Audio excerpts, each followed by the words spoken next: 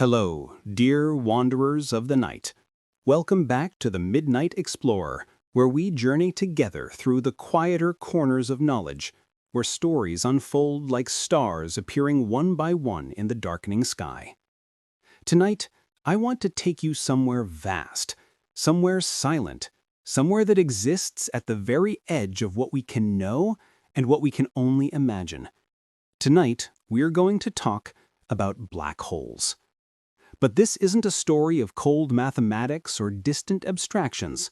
No, this is a story about humanity reaching into the darkness and finding something that would change everything we thought we knew about existence itself. This is a story about the people who dared to imagine the impossible, who stared into the void and asked, "What if?" So settle in. Dim your lights. Let the world outside fade away for a little while, because tonight we're going to explore the silent monsters of space. A question written in starlight. It's a summer evening in 1783. The air is warm, thick with the scent of English gardens. In a modest study in the countryside, a man sits by candlelight, quill in hand, thinking about something impossible. His name is John Mitchell. He's a country rector, a man of God, but also a man consumed by questions about the universe. Tonight he's wondering about something strange, something that won't let him sleep. What if a star could be so massive, so impossibly heavy, that not even light could escape it? It seems absurd. Light is the fastest thing in the universe. Light streams from the sun, crosses the void, and reaches us in mere minutes. Light fills our days, our eyes, our world. How could anything trap light? But Mitchell knows something. He knows that Einstein's laws suggest that light might have mass, might be affected by gravity, and if that's true, well, then perhaps there could exist a star so dense, so crushing in its gravitational pull, that even light, speeding away at its incredible velocity, would be pulled back down, would fall, would be trapped. He writes this down. In elegant, measured prose, he describes what he calls a dark star, a celestial body from which no light can escape, a place in space that would be invisible, present but unseen, felt but never glimpsed. It's a beautiful thought, a haunting thought, but it's only a thought, a mathematical curiosity scratched onto parchment by candlelight. The world isn't ready for dark stars yet. But let's pause here for a moment, you and I. Let's sit with John Mitchell in his study, the candle burning low, the night pressing against the windows. Let's feel what he felt. Because what Mitchell discovered that night was something profound, that the universe might contain mysteries so deep, so strange, that they defy our everyday experience. That there might be things out there that we cannot see, cannot touch, cannot directly know, but that are nonetheless real. This is the beginning of our story. This is where humanity first glimpsed the possibility of black holes, though we wouldn't call them that for nearly 200 years. And like all great stories, this one begins with a question asked in the darkness. The universe expands, and so do our questions. For more than a century, Mitchell's dark stars remained a footnote in the history of astronomy, an interesting idea, a mathematical oddity, but nothing more. The world moved on. The 1800s brought new telescopes, new ways of seeing. Astronomers mapped the heavens with increasing precision. They measured the distances to stars, cataloged nebulae, discovered new planets orbiting our sun. The universe grew larger with each passing decade. And then came Albert Einstein. It's 1915. The world is at war. Europe is tearing itself apart in trenches and battlefields. But in Berlin, In a quiet office far from the guns, a man with wild hair and kind eyes is completing what will become his masterpiece. He calls it general relativity. It's not an easy theory to understand. Even Einstein himself struggled with its implications. But at its heart, it says something beautifully simple. Gravity is not a force. Gravity is the shape of space itself. Imagine, if you will, a stretched piece of fabric, a trampoline perhaps. Now place a bowling ball in the center. The fabric curves, bends, sinks down around the weight. If you roll a marble across this fabric, it won't travel in a straight line. It will curve, following the shape created by the bowling ball. This, Einstein said, is what mass does to space. The sun creates a curve in the fabric of space-time, and the Earth follows that curve, orbiting not because it's pulled by an invisible force, but because it's following the natural contours of bent space. It's beautiful, it's elegant, and it's provably true. But it also opens up new questions, stranger questions, that even Einstein didn't want to face. One of the first people to truly understand Einstein's equations was a young German physicist serving on the Russian front during World War I. His name was Karl Schwarzschild. Picture him, it's 1915, he's in the trenches, surrounded by the horror of war. Men dying, cold, mud, fear. And yet somehow, in stolen moments between the chaos, Schwarzschild is thinking about Einstein's equations. He's working through the mathematics in his head, on scraps of paper, whenever he can. And he discovers something. He discovers that Einstein's equations predict a point, a boundary, beyond which the curvature of space-time becomes infinite. A place where space curves so sharply that it folds in on itself, where time itself stops making sense. He calls this boundary the Schwarzschild radius. Today, we know it by a more dramatic name, the event horizon. Schwarzschild sends his solution to Einstein from the front lines. Einstein is amazed. He presents the work to the Prussian Academy of Sciences. But even as he does, Einstein feels uneasy. The mathematics works, the solution is correct, but it describes something that seems impossible, something that shouldn't exist. Karl Schwarzschild never sees the impact of his work. He dies of a disease contracted in the trenches just a few months later, at the age of 42. But his legacy lives on. His equations, his boundary, his glimpse into the impossible. The event horizon. Let's sit with that idea for a moment. The event horizon. Imagine standing on the shore of an ocean. The water stretches out before you, vast and deep. Now imagine that somewhere out there, beyond where you can see, there's a line in the water. And if you cross that line, you can never come back. The currents beyond it are too strong. They pull you inexorably towards something you cannot see, cannot escape. That's an event horizon. For a black hole, it's not water that pulls you. It's space itself. Cross that invisible boundary and space is flowing toward the center so quickly that even moving at the speed of light, you could never swim back upstream. You could never return. It's a one-way door, a threshold forever. And for decades, most physicists believed such things were purely mathematical constructs, interesting on paper, impossible in reality. When giants fall. To understand black holes, we need to understand stars. And to understand stars, we need to understand something profound about the universe. Everything is trying to collapse. Think about that for a moment. The natural state of matter is to pull together, to fall inward, to compress. Gravity never stops. It never rests. It's always pulling, always drawing things closer. So why doesn't the sun collapse? The answer is beautiful in its simplicity. The sun is exploding. Deep in its core, hydrogen atoms are being crushed together with such force that they fuse into helium.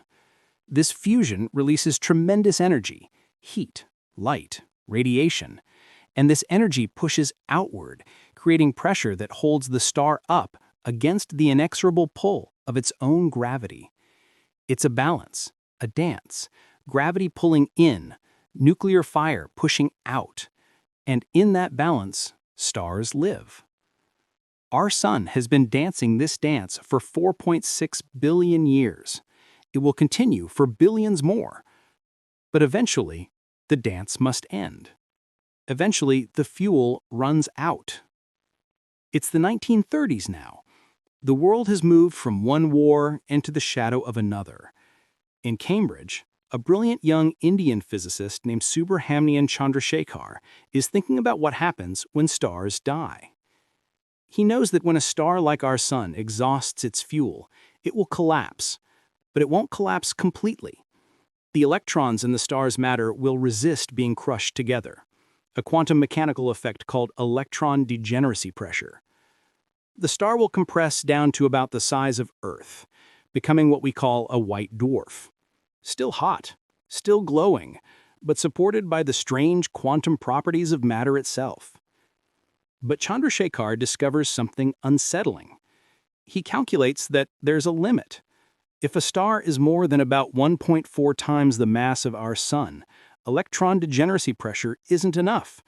The gravity is too strong. The star will keep collapsing.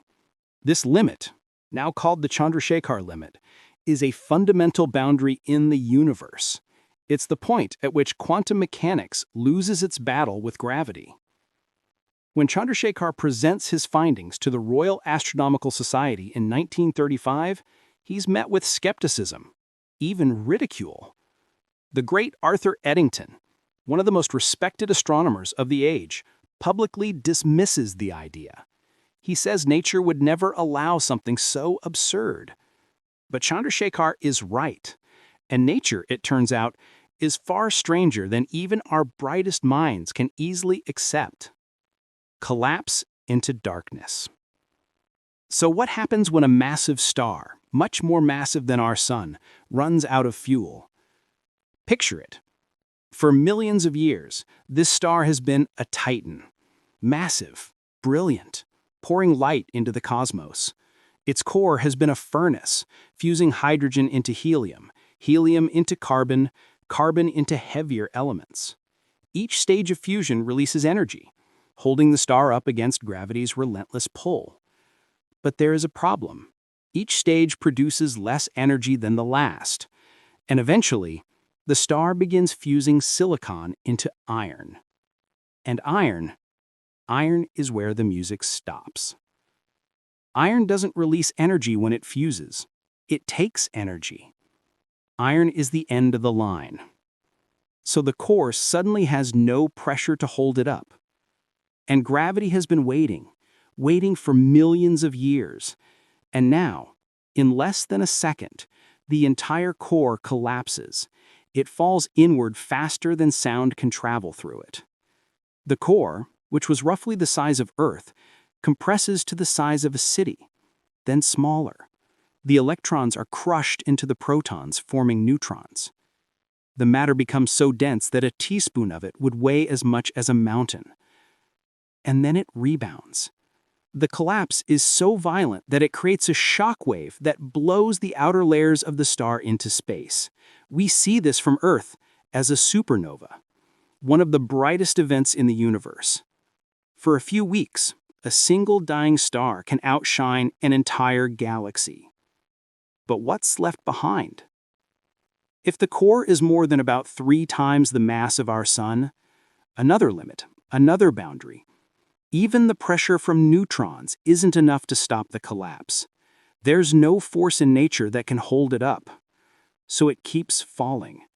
It falls past the size of a city, past the size of a mountain.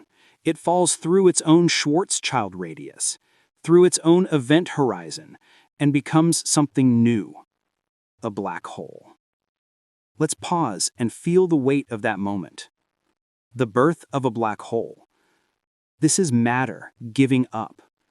This is the universe reaching a point where all the forces we know, all the properties of space and time that seem so solid and real, simply break down.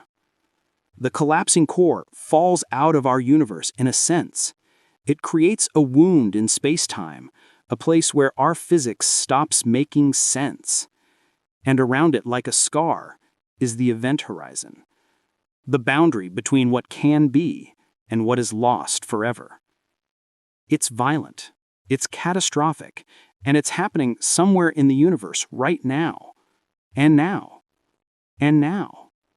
Stars are dying. Black holes are being born. And for decades, we could only theorize about them. We could only write the equations and wonder. Because how do you see something that gives off no light? Listening to the invisible. It's the 1960s. The world is changing rapidly. Humanity has entered the space age. We've launched satellites, put people in orbit, set our sights on the moon. And we've developed new ways of seeing the universe. X-ray astronomy is born. Scientists realize that some of the most energetic, violent processes in the universe emit X-rays. And these X-rays can be detected by instruments on satellites above Earth's atmosphere. In 1964, a team launches a rocket carrying X-ray detectors. The mission lasts only a few minutes before falling back to Earth, but in those minutes, they detect something extraordinary.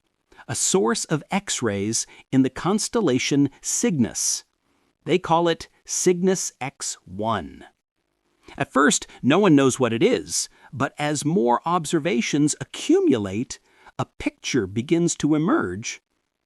Cygnus X1 is part of a binary system, two objects orbiting each other. One is a visible blue supergiant star.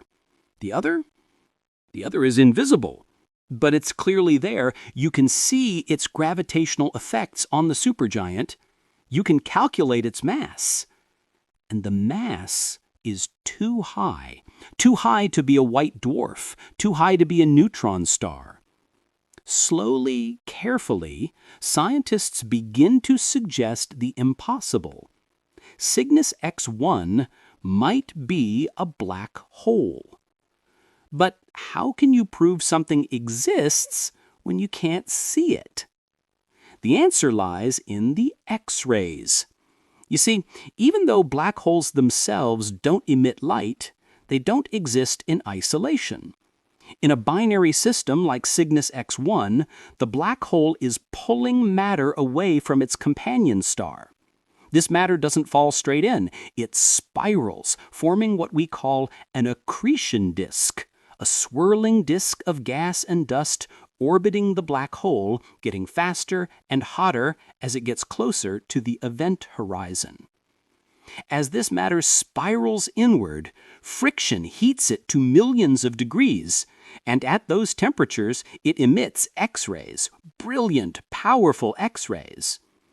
So even though we can't see the black hole itself, we can see the light from the matter about to fall in. We can see the last screams of doomed gas and dust as they circle the drain. It's like seeing a whirlpool by watching the leaves spinning on its surface. You never see the center, but you know it's there. A portrait emerges. Through the 1970s and 80s, more candidates for black holes are found. Each one is invisible. Each one reveals itself only through its effects on nearby matter, through the X-rays, through the gravitational dance of companion stars.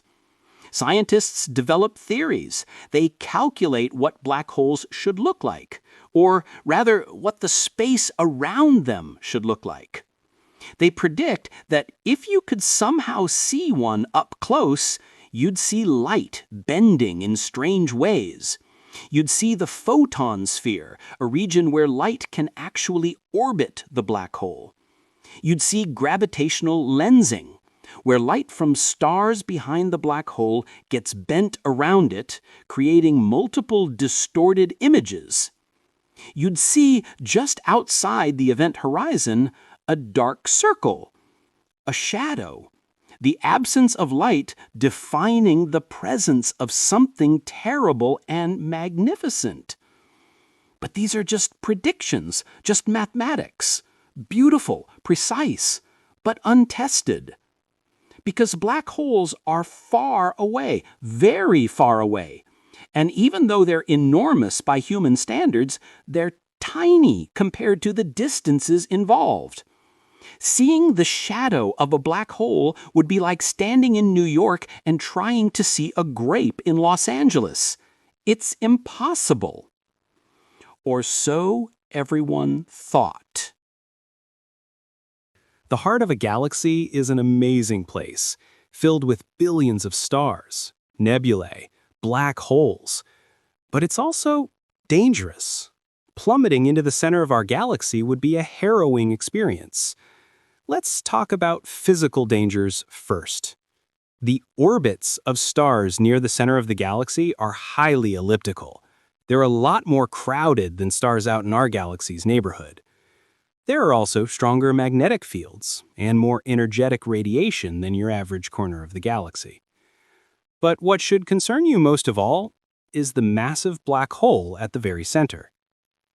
In the 1970s, astronomers start noticing something strange at the center of our galaxy. Our galaxy, the Milky Way, is a spiral. Hundreds of billions of stars arranged in graceful arms, rotating around a common center. And at that center, 26,000 light-years away, hidden behind vast clouds of dust and gas, something is happening. Radio telescopes detect a bright source of radio waves at the galactic center.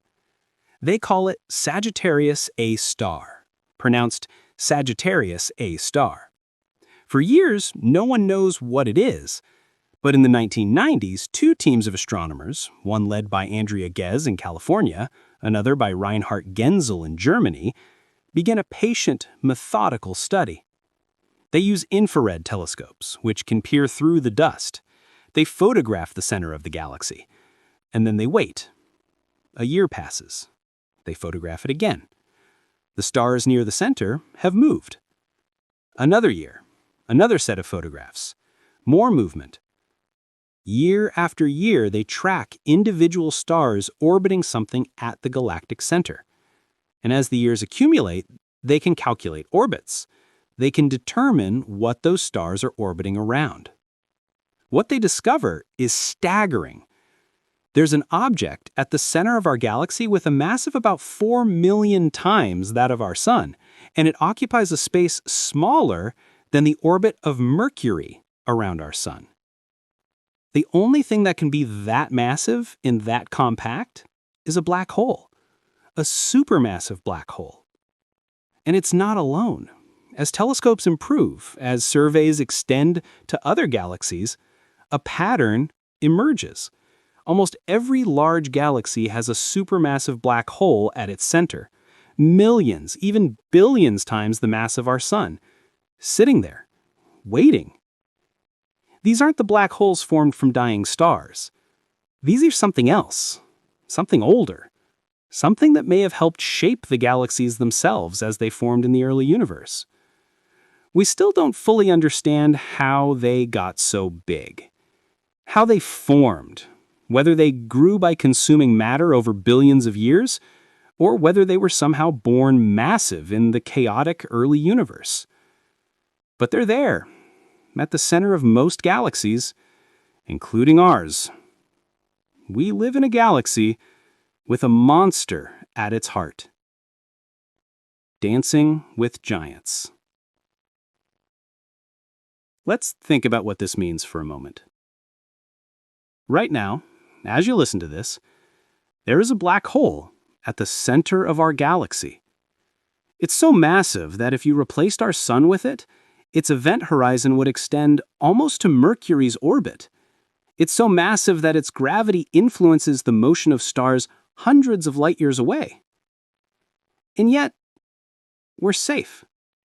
We orbit the galaxy at a comfortable distance. The black hole's gravity is strong at its location, but it spreads out, weakens with distance, just like the gravity of any other massive object.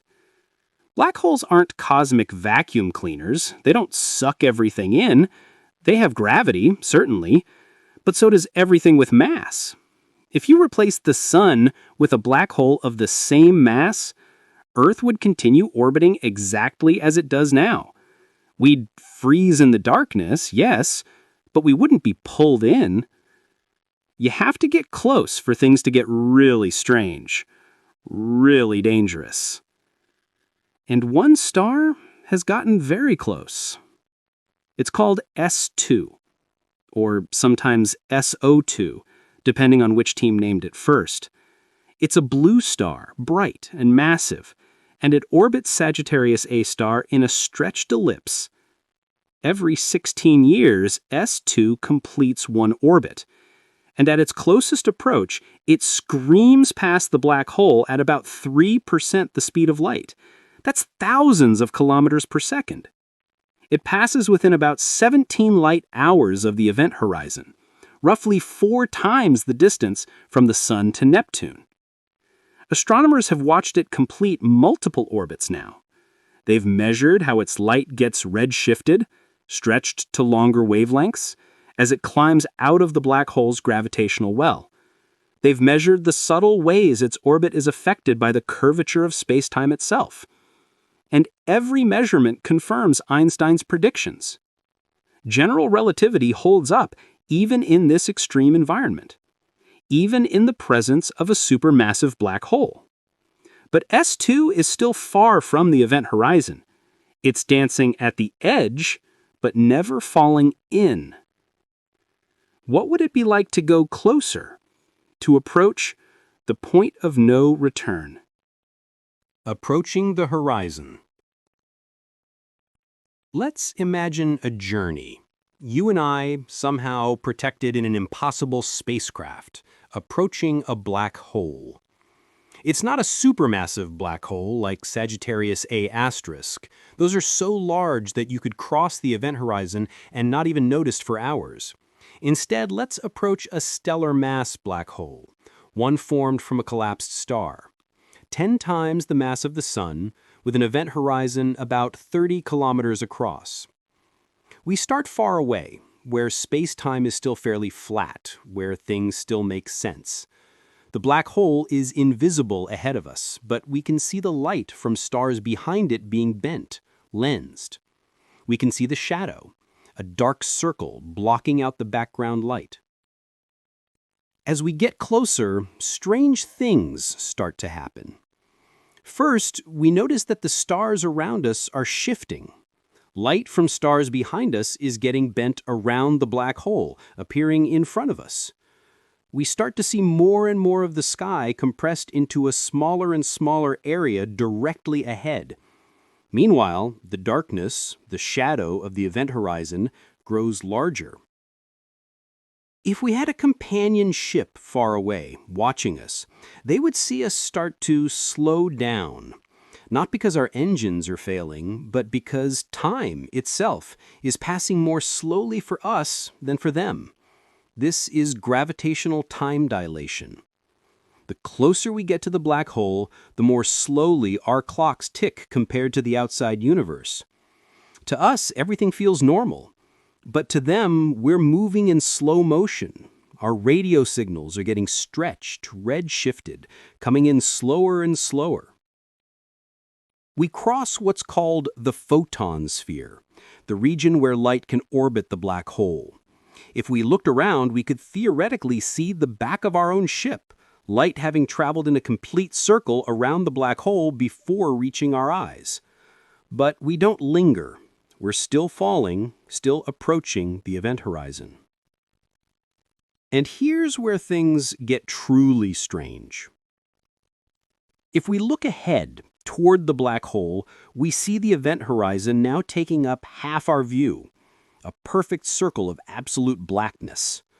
But if we look behind us, we see everything. We see the entire future of the universe, compressed and blue-shifted, because the light falling into the black hole with us includes light from all future times, all compressed into the final moments before we cross the horizon. Time has become strange here. Space has become strange. The normal rules are bending, warping, preparing to break. Crossing over. And then we cross the event horizon. Nothing dramatic happens. No flash of light, no barrier, no sensation at all. The event horizon is just a mathematical surface, a point of no return. But locally, right at that moment, space-time seems normal. Except we can't go back, no matter what we do. No matter how powerful our engines, we could point our ship straight up, away from the singularity at the center of the black hole, and fire our thrusters at maximum, but we wouldn't move away. We'd still be falling inward. Because inside the event horizon, all paths lead to the center. Inward isn't a direction you can resist anymore. It's built into the structure of space-time itself. It's like trying to travel backward in time. You can't choose to do it because the flow of time has a direction. Similarly, inside the event horizon, the flow of space has a direction toward the singularity. And something else is happening, something we'd rather not experience. The gravity at our feet is stronger than the gravity at our head, much stronger. This difference, this tidal force, is stretching us, pulling us longer and thinner. There's a term for this, coined by physicists with a dark human sense of humor, spaghettification. For a small black hole like the one we're approaching, these tidal forces would tear us apart, long before we reached the center. Atom by atom, molecule by molecule, we'd be stretched into a thin stream of particles. For a supermassive black hole, you could actually cross the event horizon intact and survive for hours more before reaching regions where the tidal forces become lethal. But either way, the ending is the same. We fall toward the singularity. What is the singularity? According to Einstein's equations, it's a point of infinite density at the center of every black hole. All the mass that collapsed to form the black hole, all the matter that has fallen in since, is compressed to a single point with zero volume and infinite density. But this is where our physics breaks down, where our equations give us infinities, and infinities means we don't really understand what's happening. Most physicists believe the singularity isn't really infinite. They believe that when we develop a theory of quantum gravity, a theory that unites Einstein's general relativity with quantum mechanics, the infinities will resolve into something finite, but still incredibly strange. Perhaps the matter is compressed to the Planck length, the smallest possible meaningful distance in physics. Perhaps space-time itself has a texture, a foam-like quality at these scales that prevents true infinite compression. But we don't know. We can't know because we can't see inside a black hole. The event horizon hides the singularity from the rest of the universe. This is called cosmic censorship. The idea that nature never allows a naked singularity, a singularity not hidden behind an event horizon, to exist. It's as if the universe is maintaining its own modesty, hiding its points of breakdown from view. Let's float here for a moment, you and I, in this impossible space. Let's think about what it means. A singularity is a place where our understanding ends, where the map of reality has an edge marked, "Here be dragons." It's humbling. It reminds us that for all our advances, for all our telescopes and equations, there are still mysteries so deep that we can only point at them and wonder. And yet there's something almost poetic about it. These places of ultimate mystery are sealed away, hidden behind event horizons, as if the universe is protecting us from confronting the truly incomprehensible. Or perhaps protecting itself. Ripples in the Fabric. It's September 14, 2015. In 2 locations in the United States, one in Louisiana, one in Washington State, incredibly sensitive instruments are listening to the universe.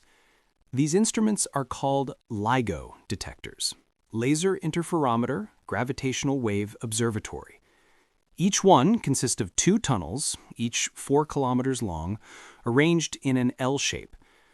Laser light bounces back and forth down these tunnels, and incredibly precise instruments measure the light's travel time. Why? Because Einstein predicted something else.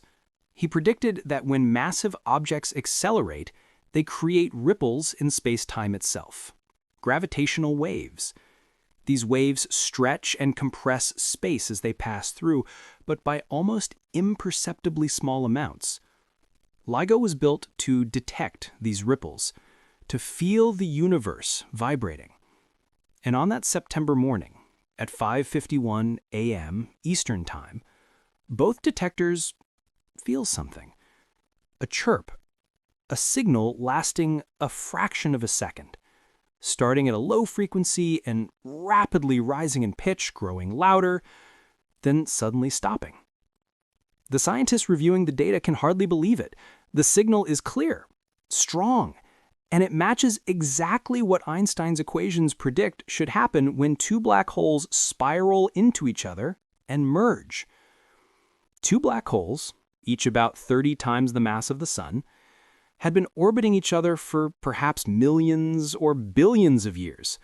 Slowly, over time, they lost energy by radiating gravitational waves, and their orbit decayed. They spiraled closer and closer together. In the final moments, they were orbiting each other hundreds of times per second, moving at significant fractions of the speed of light. The space around them was churning, twisting, radiating energy. And then they collided. They merged into a single black hole. And in that collision, in that merger, 3 solar masses worth of energy, the equivalent of 3 suns completely converted to pure energy, was released in the form of gravitational waves. For that brief moment, the collision radiated more power than all the stars in the observable universe combined. And 1.3 billion years later, a tiny fraction of that energy reached Earth. The ripples passed through the planet, compressing and stretching space by less than 1,000th the diameter of a proton. But it was enough. LIGO felt it. Humanity heard, for the first time, the sound of colliding black holes. Let's think about what this means. For the first time in history, we detected something not through light, not through electromagnetic radiation of any kind, but through the ripples in space-time itself. We felt the universe vibrate. Black holes, the most silent objects in existence, had spoken, and we had learned to listen. Since that first detection, LIGO and other gravitational wave detectors have sensed dozens of black hole mergers. We're now regularly hearing these cosmic collisions. We're beginning to build a census of black holes in the universe. We're learning how common they are, how they form, how they evolve. We're listening to the universe in a completely new way. And the universe, it turns out, is louder than we thought. The shadows made visible. But there was still one image we hadn't captured, one thing we hadn't seen. We detected black holes through X-rays, through the motion of nearby stars, through gravitational waves, but we'd never actually photographed one, never seen the shadow that theory predicted should be there. In 2017, an international team of scientists embarked on an ambitious project. They called it the Event Horizon Telescope. The idea was audacious. Use radio telescopes scattered across the entire Earth, from Hawaii to Chile to Spain to the South Pole, and combine their data to create, in effect, a single telescope as large as planet Earth. This would give them the resolution needed to see the shadow of a black hole's event horizon. But which black hole to target? Sagittarius A star at the center of our galaxy was an obvious candidate, but it's relatively small and variable with hot gas swirling around it chaotically. The other target was M87 star, the supermassive black hole at the center of the galaxy M87. This galaxy is much farther away, about 55 million light-years, but its black hole is enormous, 6.5 billion times the mass of our Sun, one of the most massive black holes we know. They decided to observe both. For several nights in April 2017, the telescopes around the world turned to the sky and collected data. Enormous amounts of data. So much data that it couldn't be transmitted over the internet. It had to be physically shipped on hard drives to a central processing facility. Then began the painstaking work of combining the data, of calibration, of processing, of building an image from interferometric radio data collected from around the globe. It took 2 years. And then on April 10th, 2019, the team held a press conference.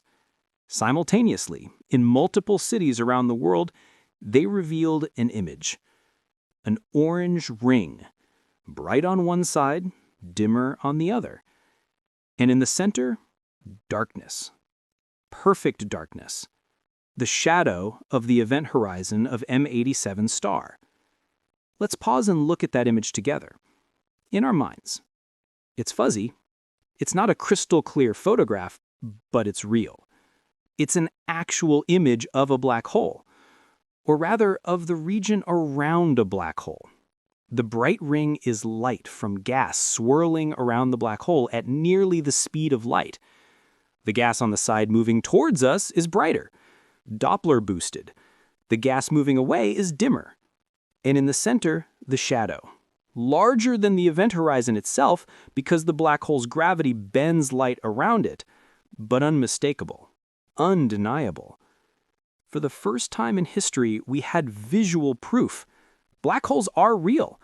The event horizon is real. Einstein was right. The image went viral. It appeared on news sites, social media, t-shirts, coffee mugs. For a few days, the whole world was thinking about black holes, about the universe, about the incredible achievement of seeing something that was supposed to be invisible. In 2022, the Event Horizon Telescope team released a second image, this time of Sagittarius A star, the black hole at the center of our galaxy, our black hole, the one we orbit around along with hundreds of billions of stars.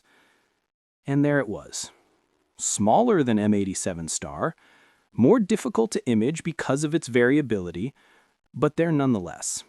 Another ring of light, another shadow. We had seen the monster at the heart of our own galaxy. Where does information go? But photographing a black hole doesn't mean we understand them. In fact, the more we learn, the more questions emerge. One of the deepest questions involves something physicists call the information paradox. Here's the problem. According to quantum mechanics, information cannot be destroyed. If you know the state of a system at one time, and you know the laws of physics, you can, in principle, calculate the state of that system at any other time, past or future. Information is preserved. But black holes seem to destroy information. Anything that falls past the event horizon is lost forever, cut off from the rest of the universe. The matter falls to the singularity, and then what? The information about that matter, about its quantum state, seems to disappear. This creates a contradiction between general relativity and quantum mechanics. And physicists hate contradictions. They mean something is wrong, something is missing from our understanding. Stephen Hawking made this paradox even worse in 1974 when he discovered that black holes aren't completely black. Let me tell you about Stephen Hawking. He was a young physicist at Cambridge, brilliant and ambitious, when he was diagnosed with ALS, a degenerative disease that would gradually rob him of movement, of speech, of almost everything except his mind. But what a mind! In the early 1970s, Hawking was thinking about quantum mechanics and black holes. Classical physics said that nothing could escape a black hole, but quantum mechanics introduces uncertainty, strange effects at tiny scales. Hawking realized that if you think about the quantum vacuum, the apparently empty space that's actually seething with virtual particles constantly popping into and out of existence, something strange should happen near an event horizon. Normally, these virtual particles appear in pairs, a particle and an antiparticle, and immediately annihilate each other. But near the event horizon, one particle might fall in while the other escapes. To an outside observer, it would look like the black hole is radiating particles. This is called Hawking radiation. The implications are profound. If black holes radiate, they lose energy. And since Einstein told us that mass and energy are equivalent, losing energy means losing mass, which means black holes can evaporate. For large black holes, this process is incredibly slow. The black hole at the center of our galaxy would take 10 to the 100 years to evaporate, a number so vast it's almost meaningless. The universe is only 13.8 billion years old. We could write the age of the universe a trillion times over and not approach that number. But small black holes, if they exist, could evaporate faster. And when a black hole gets small enough, it should evaporate completely in a final burst of radiation. And here's the problem. What happens to all the information that fell into the black hole? If the black hole completely evaporates, leaving only random thermal radiation, then that information has been destroyed. The information paradox. Physicists have been arguing about this for 50 years. Hawking himself proposed several solutions over his lifetime, changing his mind more than once. Some physicists believe the information is somehow encoded in the Hawking radiation. Others think it might be stored at the event horizon, in subtle correlations we don't yet understand. There are theories involving black hole complementarity, the idea that information appears to be destroyed to someone falling in, but is preserved to someone watching from outside, and somehow both perspectives are valid. There are theories involving firewalls, energetic barriers at the event horizon that destroy anything trying to cross. There are theories involving connections to other universes, to baby universes being born inside black holes. We don't know which, if any, are correct. This is still an active area of research. Still a mystery.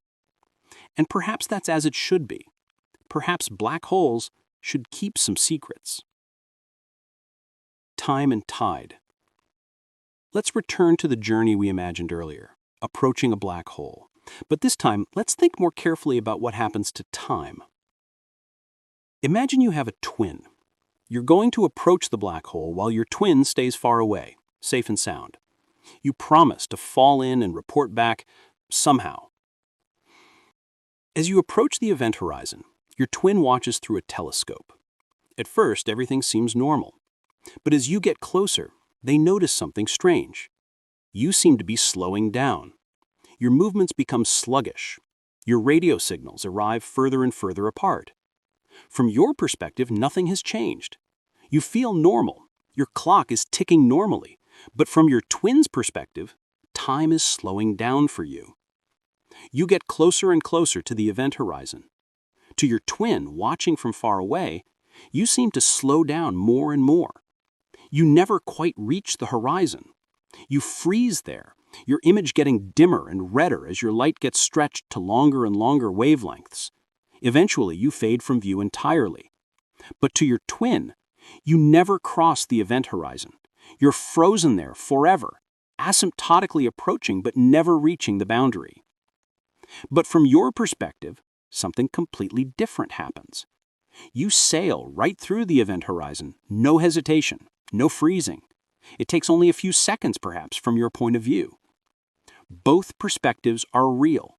Both are correct. This is the strange nature of relativity.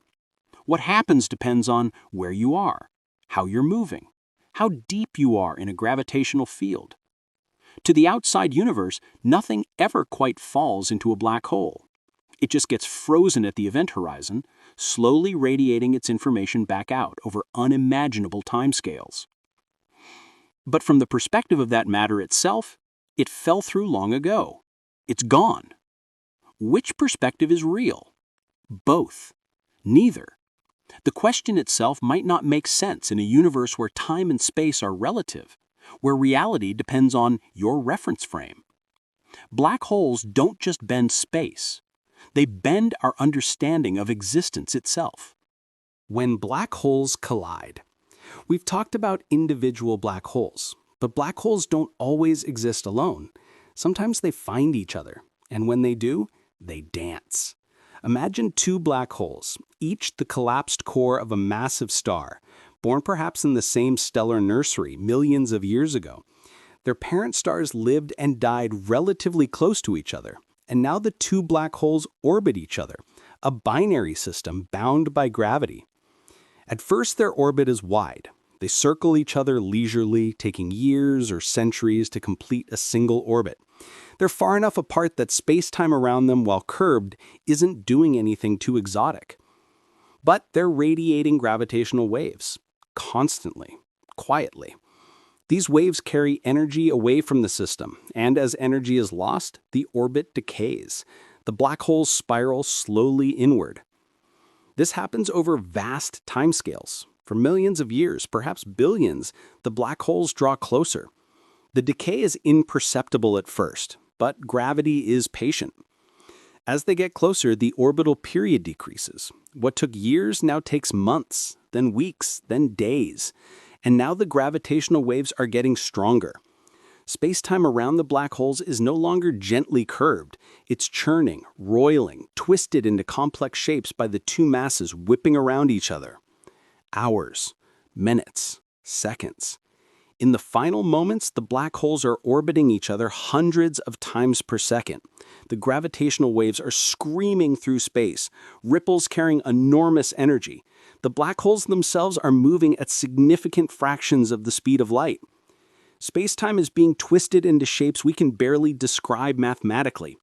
The event horizons are no longer spherical. They're stretched, distorted, reaching toward each other. And then they touch.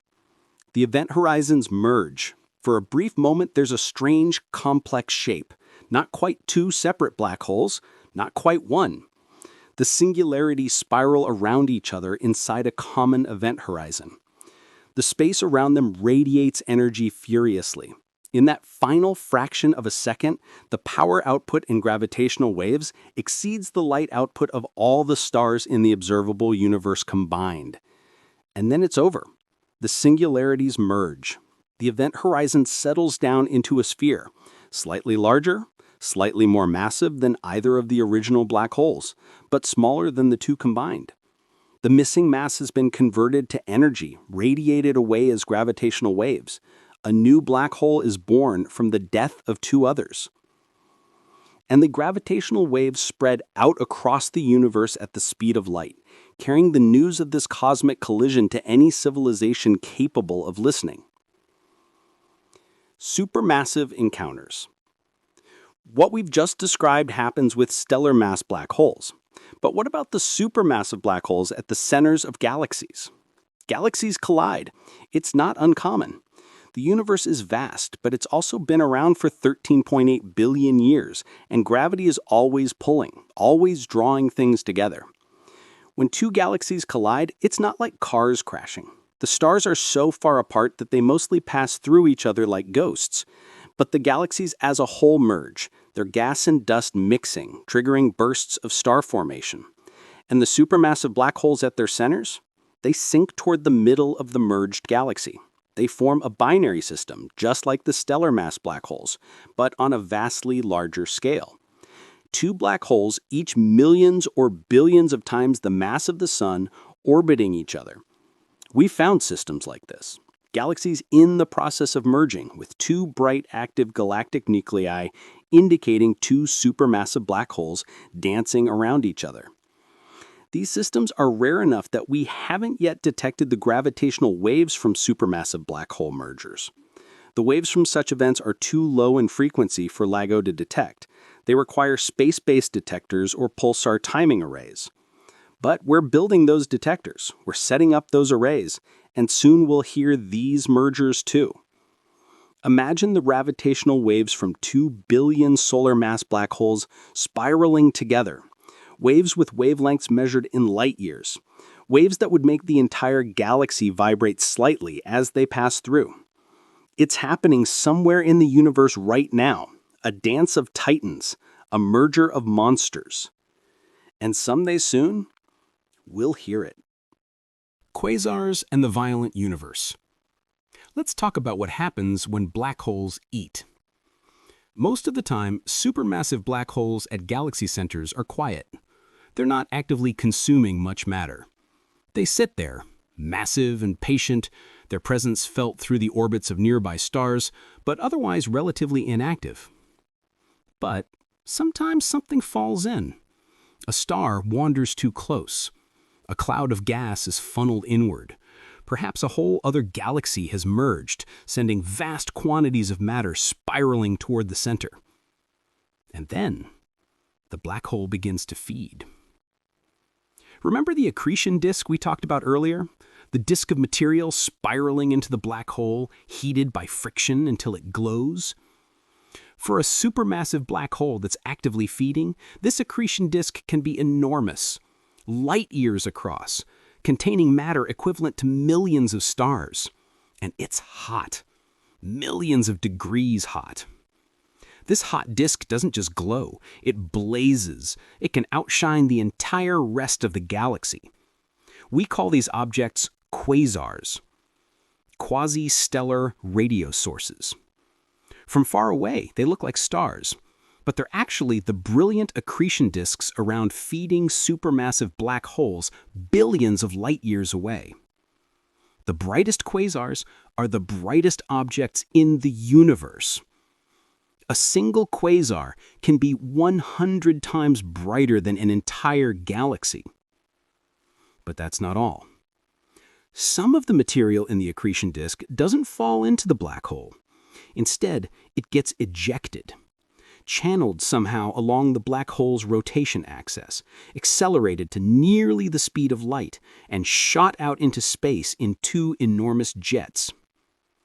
These jets can extend for hundreds of thousands of light years. They're made of plasma, superheated gas and particles, moving so fast that relativistic effects become important. Time dilates for the particles in these jets. Space contracts in their direction of motion. When these jets slam into the gas between galaxies, that create enormous lobes of radio emission. Some of these lobes are bigger than entire galaxy clusters. Black holes, in other words, don't just affect their immediate surroundings. A feeding supermassive black hole can influence its entire galaxy, perhaps even its entire galaxy cluster. The energy pumped out by the accretion disk and jets can heat the surrounding gas, preventing it from cooling and forming new stars. Black holes might regulate galaxy growth. They might be one of the key factors determining how galaxies evolve. The tidal disruption. Sometimes a star makes a terrible mistake. It wanders too close to a supermassive black hole. If the star stays outside a certain distance, the tidal radius, it's fine. It can orbit the black hole safely, like S2 orbiting Sagittarius A star. But if it crosses the tidal radius, something dramatic happens. The gravitational pull on the near side of the star becomes significantly stronger than the pull on the far side. The star gets stretched, pulled apart. This is called a tidal disruption event. Imagine being that star for a moment. You've existed for millions or billions of years, steadily fusing hydrogen in your core, steadily pouring light into space.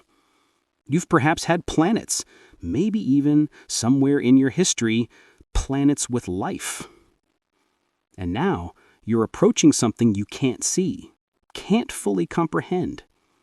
The gravity gets stronger, strange. Your outer layers begin to feel stress. And then, over the course of hours or days, you are torn apart. Your matter streams away from your former self in long tendrils. Some of it escapes, flung back into space by the encounter, but most of it falls into an orbit around the black hole, forming an accretion disk. Over the following weeks and months, this disk heats up and begins to glow. From far away, observers see a galaxy suddenly brighten, a new source of light where none existed before. It peaks in brightness, then slowly fades over months or years as the disk is consumed by the black hole. We've observed dozens of these tidal disruption events now. Each one is the death certificate of a star, the obituary written in X-rays and ultraviolet light. Each one is a reminder that space, for all its beauty, is also a place of violence, of destruction on scales we can barely conceive. Wormholes and possibilities. Einstein's equations allow for other strange solutions beyond black holes. One of the most famous is the wormhole.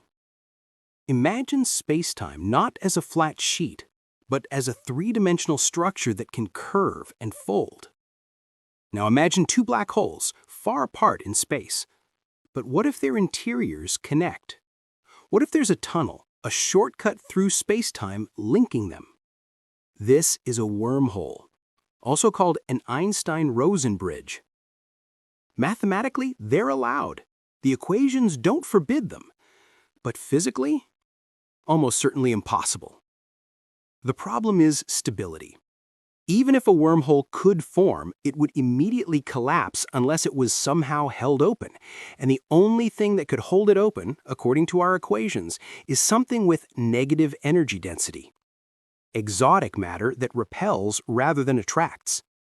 We've never found anything with negative energy density.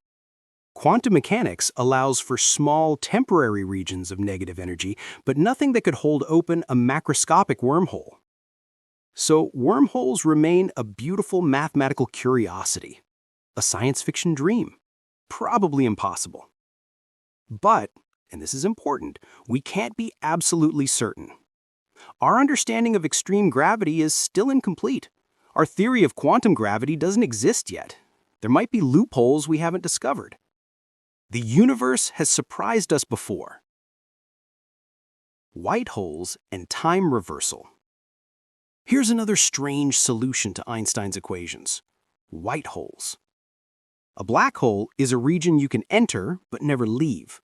A white hole would be the opposite, a region you can leave but never enter. Matter would pour out of a white hole, but nothing could go in. They would be black holes running backward in time. Do they exist? Almost certainly not. We've never seen anything that remotely resembles a white hole. And there's no obvious mechanism for how they could form. Black holes form from collapsing matter. There's a process, a history, but white holes would need to exist from the beginning of the universe, or form through some process we don't understand. Most physicists consider them purely theoretical. Interesting mathematical solutions, but not physical reality. But, again, we can't be absolutely certain. The universe is under no obligation to be simple or intuitive. The multiverse connection. Some theories suggest that black holes might be connected to other universes. That the singularity at the center of a black hole might be the Big Bang of another universe budding off from our own. In this view, our own universe might have been born inside a black hole in a parent universe, and every black hole in our universe might contain entire universes of its own, with their own laws of physics, their own stars and galaxies, their own civilizations perhaps wondering about black holes.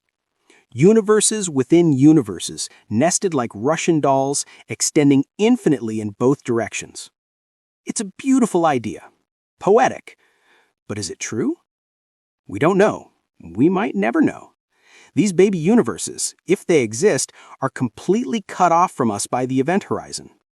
We can't send signals into them, we can't receive signals from them.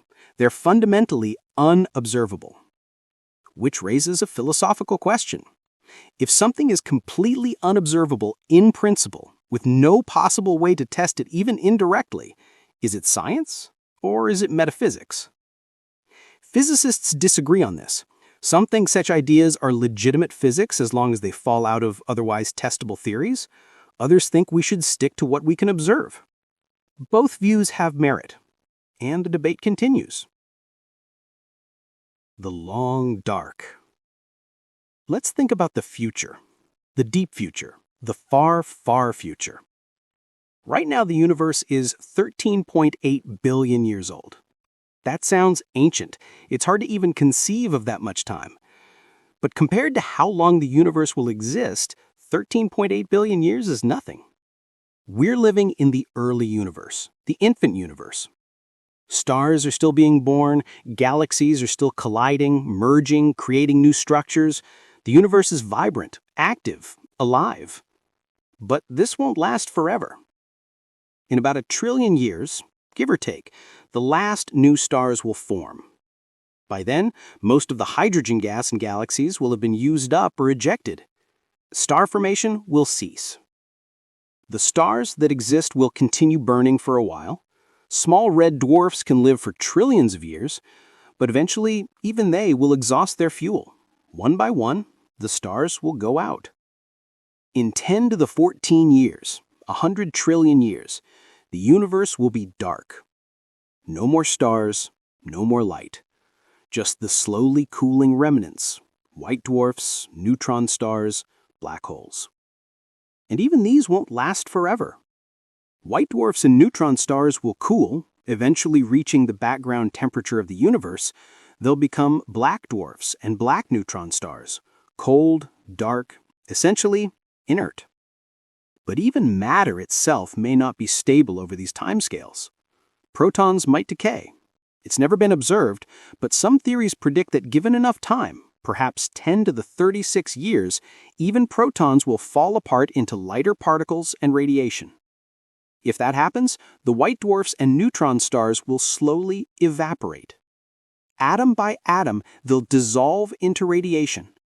And what will be left? Black holes. Only black holes. For a long time, an incredibly long time, the universe will consist of nothing but black holes of various sizes, slowly evaporating through Hawking radiation. The last light.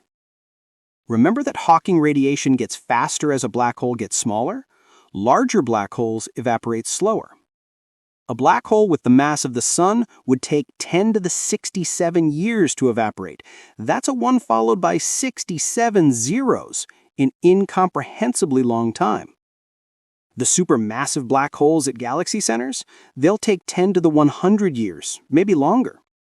But eventually, they'll evaporate too. Slowly, over time scales that make the current age of the universe seem like an eye blink, the black holes will shrink. They'll radiate their mass, they'll get smaller and smaller, and in their final moments, as they reach microscopic sizes, they'll evaporate rapidly, explosively. Each black hole will end in a final burst of radiation, a last flash of light in the darkness. And then, nothing. In 10 to the 100 years, or perhaps longer, the last black hole will evaporate, the last flash will fade, and the universe will be empty, dark, cold, just the faint background of radiation stretched by the expansion of the universe into ever longer wavelengths. The heat death of the universe. Let's sit with that image for a moment. A universe with no structure, no complexity, no information. Just uniform, cold emptiness expanding forever. It's a melancholy thought. But there's something strangely beautiful about it too. The universe will have lived a full life. It will have created stars, galaxies, planets, perhaps life and consciousness scattered across billions of worlds. It will have explored every possible structure, every possible form of complexity allowed by the laws of physics. And then, having exhausted all possibilities, it will rest. Black holes in this view are the last guardians, the final repositories of structure and information. They'll outlive everything else. They'll be the universe's memory, holding on to the patterns of all that ever was for unimaginable stretches of time. And when they finally fade, when the last black hole evaporates, it will be like the universe forgetting its own history, like the final pages of the last book being burned. A sad ending, but an ending nonetheless. What we've learned. Let's gather our thoughts. Let's look back on this journey we've taken together through the darkness. We started with John Michell in 1783, wondering about dark stars by candlelight. We followed the thread through Einstein's general relativity, through Schwarzschild's solution, through Chandrasekhar's limit. We learned how stars die, how they collapse, how they create these wounds in spacetime that we call black holes. We learned about the event horizon, the point of no return, about spaghettification and singularities, about how time becomes strange near a black hole, how perspectives diverge. We listened to black holes collide, heard the ripples they make in space-time itself. We saw their shadows, those photographs that seemed impossible just a few years ago. We watched them feed, creating the brightest objects in the universe. We imagined them dancing, merging, growing. We considered the paradoxes they create, the questions they raise about information and reality and the limits of knowledge.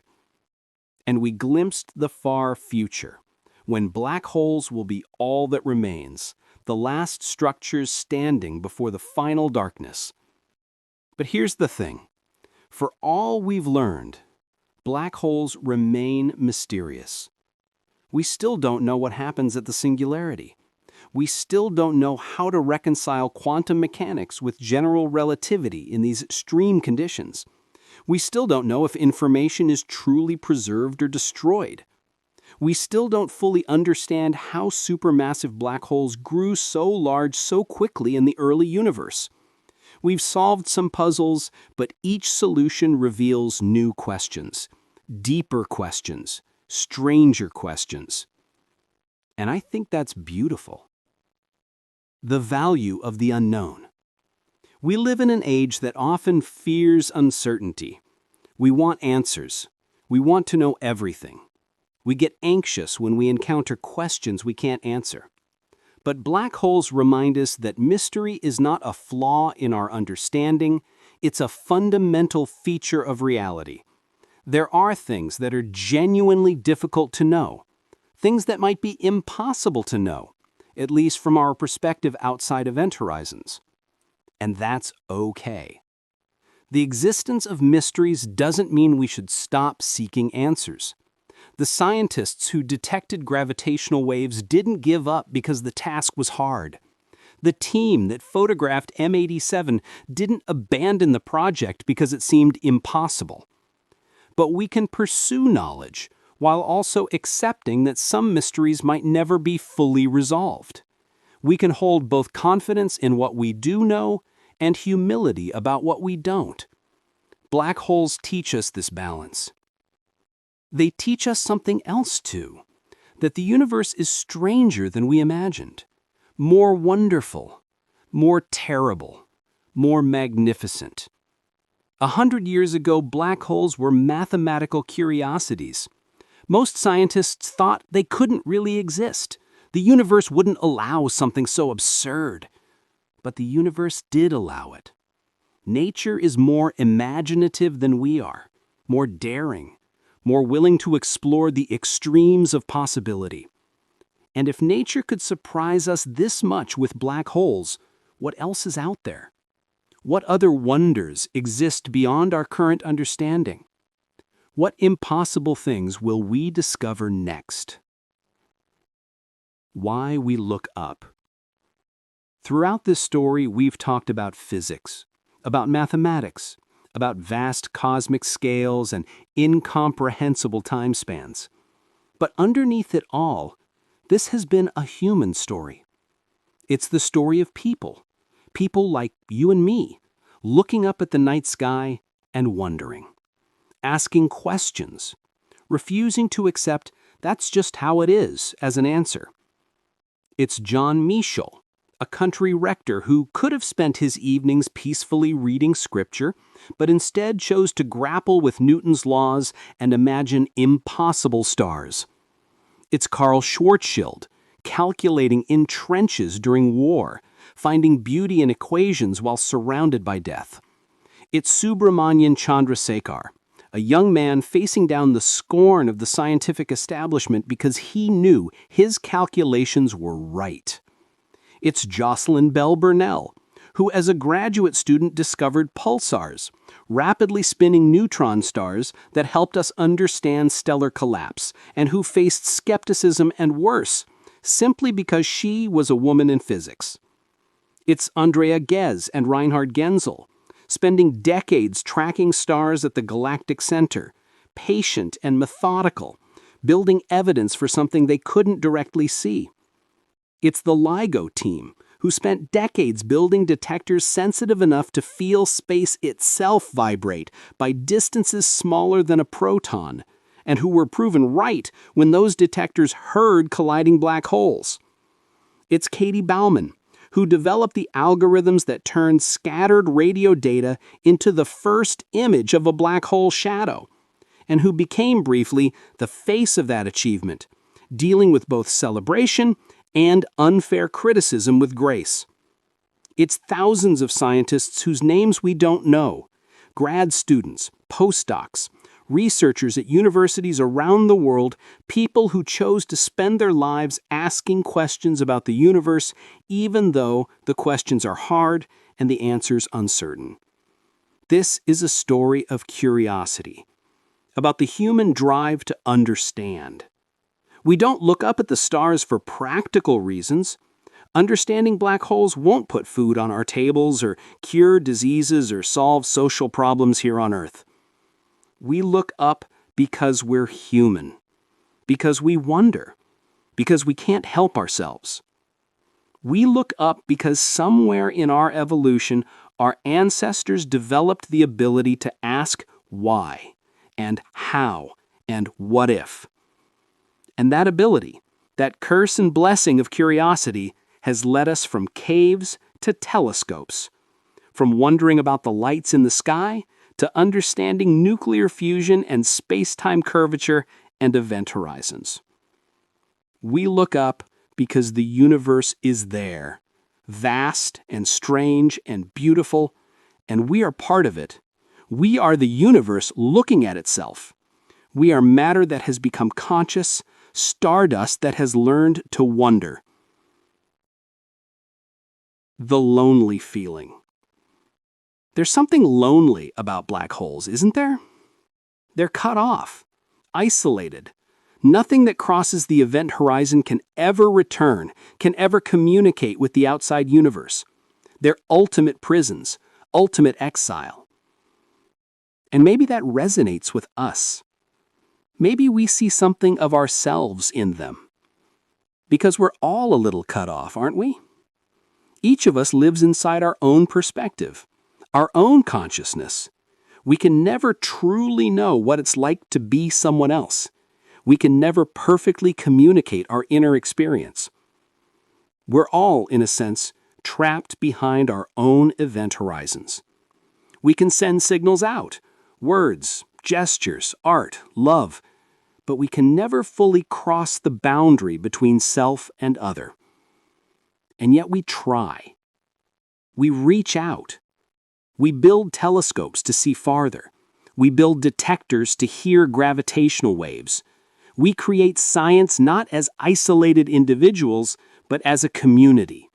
A global community of people asking questions together, building on each other's work, challenging each other's ideas. We can't escape our individual event horizons, but we can reach toward each other. We can listen. We can try to understand. In studying black holes, these most isolated, most cut-off objects in the universe, we're doing it together. And there's something beautiful about that. The black hole in our pocket. Let's bring this down to earth for a moment.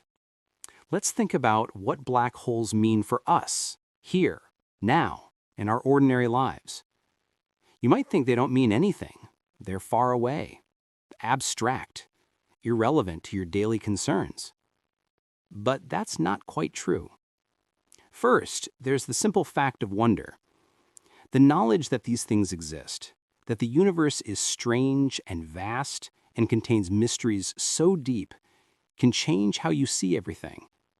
It can make your everyday problems feel smaller, sure, but it can also make your everyday joys feel more precious. You exist, you're conscious, you're able to understand, at least partially, these cosmic extremes. You're part of a universe that contains both black holes and human consciousness, both the most violent phenomena and the most delicate. That's worth something, worth feeling, worth sitting with. Second, the technology developed to study black holes has practical applications. The algorithms that helped create the Event Horizon Telescope image, they're being used in medical imaging. The same mathematical techniques that reconstruct an image from scattered radio telescope data can help create clearer MRI scans, potentially catching diseases earlier. Gravitational wave detectors required advances in laser technology, vibration isolation, and signal processing. These advances ripple out into other fields. They help us build better instruments for all kinds of measurements. The computer processing required to analyze black hole data has pushed forward our capabilities in data handling, machine learning, and distributed computing. Fundamental research has a way of paying unexpected dividends. We don't study black holes to get better MRI machines, but we get better MRI machines anyway, as a side effect of curiosity. Third, and perhaps most importantly, studying black holes, studying anything in fundamental physics, teaches us how to think. It teaches us to question our assumptions, to follow logic wherever it leads, even to conclusions that seem impossible, to distinguish between what we know and what we merely believe, to change our minds when evidence demands it. These are valuable skills, skills we need in all areas of life, not just physics. The universe doesn't care about our intuitions. It doesn't rearrange itself to make sense to us. Black holes exist whether they seem reasonable or not. Learning to accept this, learning to let reality be the arbiter of truth rather than our preconceptions, is a kind of humility, a kind of wisdom. Looking up together. It's late now. If you're listening to this at night, maybe near bedtime as intended, the world outside is dark. The stars are out, or hidden behind clouds, or washed away by city lights. But they're there. The stars are always there. And among them, invisible, are black holes, scattered through the galaxy, sitting at the centers of galaxies, drifting through space, silent and dark. Right now, at this very moment, somewhere in the universe, a star is collapsing into a black hole. An event horizon is forming. Somewhere else, two black holes are spiraling together, their gravitational waves spreading through space like ripples on a pond.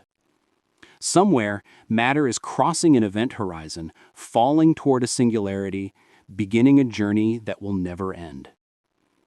It's happening constantly. The universe is dynamic, violent, creative, destructive, all at once. But here on Earth, you're safe. You're far from any black hole, far from their gravity, far from their danger. You can appreciate them from a distance. You can wonder about them. You can let their strangeliness inspire awe or curiosity, or even a little pleasant fear. The kind of fear you feel on a roller coaster, knowing you're actually safe. You can share this wonder with others. You can tell someone about black holes, about event horizons and singularities, about the photographs we've taken, the waves we've heard. You can look up at the night sky and know that you understand, at least a little bit, what's out there. That you're connected to this vast cosmos, that you're part of the same universe that contains both black holes and human consciousness. That you're made of star stuff, as Carl Sagan said. That every atom in your body was forged in the core of a star, or in the violent explosion of a supernova, or in the first few minutes after the Big Bang. You're connected. You belong. You're part of this. The eternal questions. Will we ever fully understand black holes? Will we develop a theory of quantum gravity that explains the singularity? Will we solve the information paradox? Will we discover whether they connect to other universes, whether they're truly eternal, whether they hold any surprises we haven't yet imagined? Maybe. Maybe not. Science moves forward, but slowly. Each answer raises new questions. Each solved mystery reveals deeper mysteries. But that's okay. The journey is worthwhile even if we never reach a final destination. The questions are valuable even if we never find all the answers. Because asking questions, really asking, really seeking, is what makes us human. It's what gives our lives meaning. It connects us to something larger than ourselves. You don't have to be a physicist to be part of this. You don't have to understand the equations. You just have to wonder. You just have to look up and ask, what is that? How does it work? Why is it there? You just have to care about the answers.